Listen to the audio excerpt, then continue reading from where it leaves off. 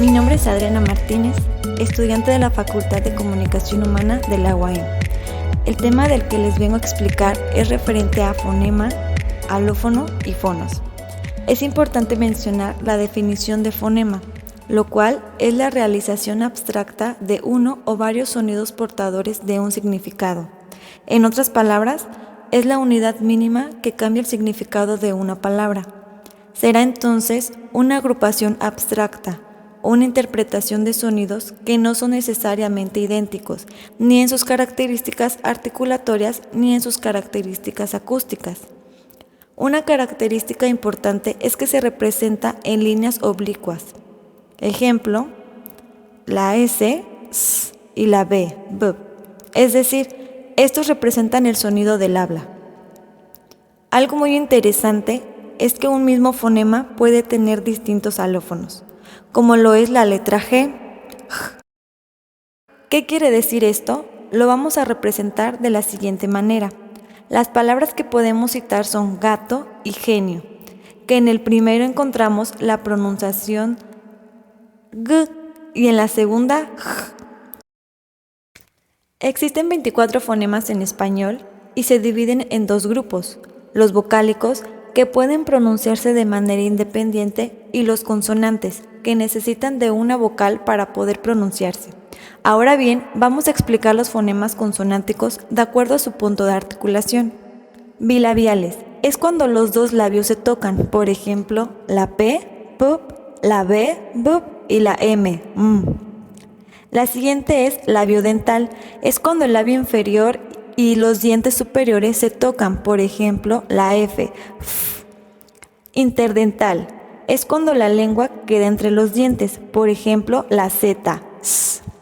La siguiente es dental, es cuando la lengua se posiciona detrás de los dientes superiores, por ejemplo, la T, T y la D, D.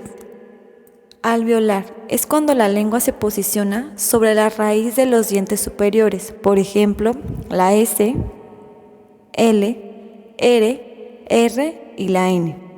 Palatal es cuando la lengua se posiciona sobre el paladar, por ejemplo, la Ch, la Y, doble L y la N. Así también tenemos el velar, que es cuando la lengua pega en el velo del paladar, por ejemplo, la K, la G y la J. Asimismo, tenemos el oclusivo, el fricativo, el africado, el lateral, el vibrante y el nasal. Por otro lado, los vocálicos son los siguientes. Vocales anteriores, los cuales los producimos en la parte de adelante de la cavidad vocal, por ejemplo, la E y la I.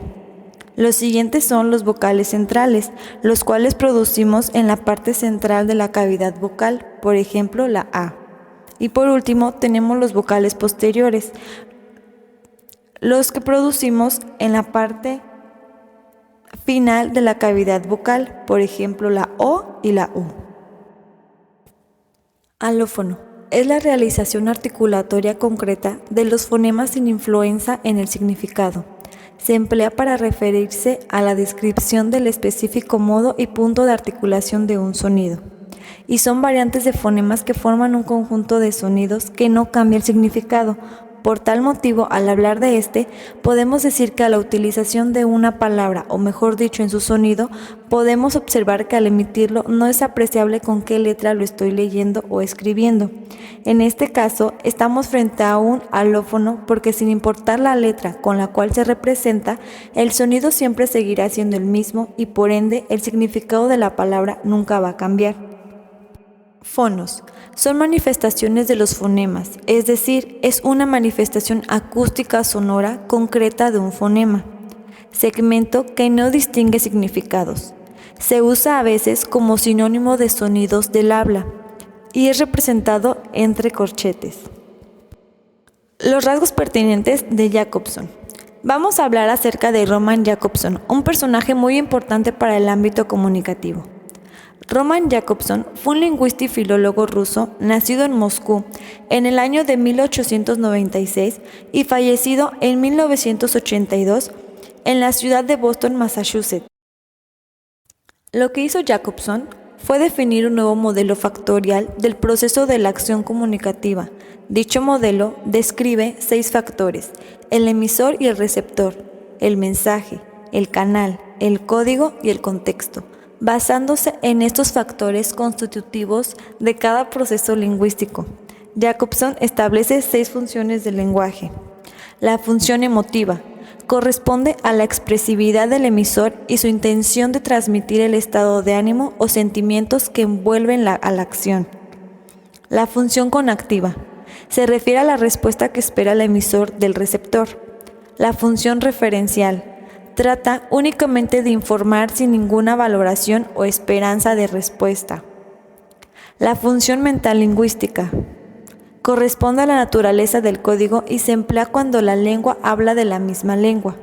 La función fática trata sobre el canal y aquellos recursos que pretenden mantener la interacción. Y finalmente, la función poética es aquella centrada en el mensaje que intenta producir un efecto especial en el destinatario, cosa, emoción, entusiasmo, etc.